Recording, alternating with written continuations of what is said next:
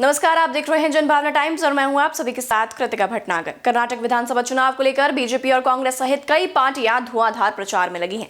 इसी बीच प्रधानमंत्री नरेंद्र मोदी कर्नाटक के बेल्लारी में चुनाव प्रचार के लिए पहुंचे। प्रचार के दौरान लोगों को संबोधित करते हुए पीएम मोदी ने फिल्म द केरल स्टोरी का जिक्र किया और कांग्रेस पर जमकर निशाना साधा।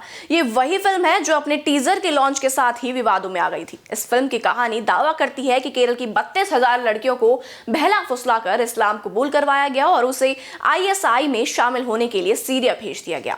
अब इस फिल्म में जो 32,000 के आंकड़े बताए गए हैं उसी को लेकर काफी विवाद खड़ा हो गया है। सेंसर बोर्ड की ओर से इस फिल्म को एक सर्टिफिकेट दिया गया है, लेकिन रिलीज से पहले फिल्म से विवादित 10 सीन्स को भी काट दिया गया है। प्रधानमंत्री नरेंद्र मोदी ने इस फिल्म का जिक्र करते हुए कहा है कि आतंकी साजिश पर फिल्म बनी है द केरल स्टोरी। ये फिल्म पिछले कुछ दिनों से काफी चर्चा में है। कहते हैं केरल स्टोरी सिर्फ एक राज्य में हुई आतंकी साजिशों पर आधारित है। देश का इतना खूबसूरत राज्य जहां के लोग इतने परिश्रमी और प्रतिभाशाली होते हैं, उस केरल में चल रही आतंकी साजिश का खुलासा इस फिल्म ने कर दिया है। लेकिन अब यह सवाल उठता है कि कर्नाटक चुनावों को केरल स्टोरी की इस फिल्म से जोड़कर क्यों देखा जा रहा है। दरअसल कर्नाटक में काफी पहले से ध्रुवीकरण की राजनीति होती आई है। पिछले कुछ चुनावों के नतीजे देखें तो पाएंगे कि इस राज्य में मुस्लिम वोटर्स एकजुट हैं और एक ही पार्टी को वोट करते रहे हैं, जबकि दूसरी तरफ हिंदू वोटर्स का जाति के आधार पर बंटवारा होता आ रहा है। इस विधानसभा चुनाव में बीजेपी के लिए जीत हासिल करना आने वाले लोकसभा चुनावों के लिहाज से भी बेहद जरूरी है। ऐसे में बीजेपी पूरी कोशिश कर रही है कि हिंदुत्व के जरिए जातियों में बटे वोट को अपने पक्ष में कर लिया जाए। यही कारण है कि इस चुनाव में बीजेपी बजरंगबली और द केरल स्टोरी का जिक्र कर रही है ताकि प्रचार का रुख हिंदुत्व की ओर मोड़ा जा सके। लेकिन कर्नाटक में धर्म की राजनीति इतनी प्रबल क्यों है, तो इसको कुछ ऐसे समझिए।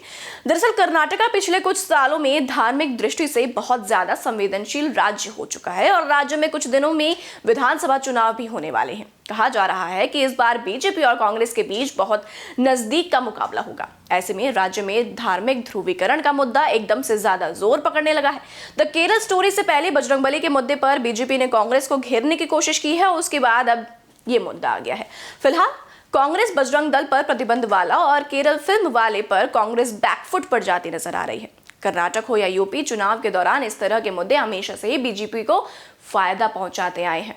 द केरल स्टोरी की पूरी कहानी जिस मुद्दे पर है वह पूरी तरह से बीजेपी को फायदा पहुंचाने वाली फिल्म है। भारतीय जनता पार्टी के नेताओं ने कई बार सार्वजनिक मंच पर लव जिहाद के मुद्दे को उठाया है।